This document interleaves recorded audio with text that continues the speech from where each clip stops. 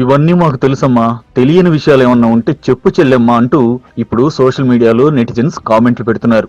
Sharmila PCC president అయినప్పటి నుంచి ఓ range లో బ్యాటింగ్ చేస్తుందనడంలో సందేహం లేదు. కానీ అవన్నీ తెలిసినవే కదా. జగనన్న సంగతి అందరికీ ఇప్పుడు అర్థమైపోయింది.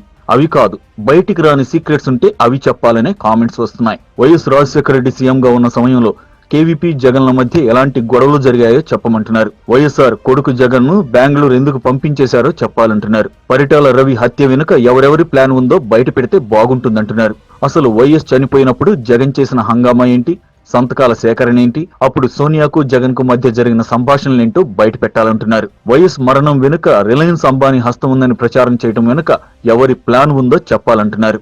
సార్ జైల్లో ఉండగా ఎలాంటి మంతనాలు ఎవరెవరితో చేశారో చెప్పాలంటున్నారు. అప్పుడున్న నేతలంతా ఒక్కొక్కరే ఎందుకు దూరంగా వెళ్లిపోయారో, అన్నయ్య వారితో ఎలా బిహేవ్ చేశాడో చెప్పాలంటున్నారు. అసలు రాష్ట్రం విడిపోవాలని కోరుకున్నాడా, సమైక్యంగా ఉండాలని కోరుకున్నాడా, అసలు సంగతి చెప్పమంటున్నారు. అసలు బెయిల్ రావడం వెనుక ఏం జరిగిందో కూడా చెప్పమని డిమాండ్ చేస్తున్నారు.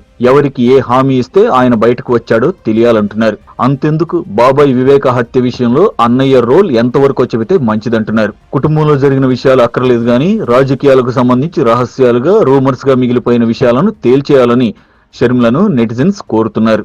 అప్పుడు నమ్ముతామని తనకు అవసరమైన వరకు చెప్పి మిగిలినవి చెప్పడం లేదంటే మళ్లీ ఎప్పుడైనా అన్నతో రాజీపడి రాజకీయం మార్చే ఉద్దేశం ఉందా అని కూడా ప్రశ్నిస్తున్నారు.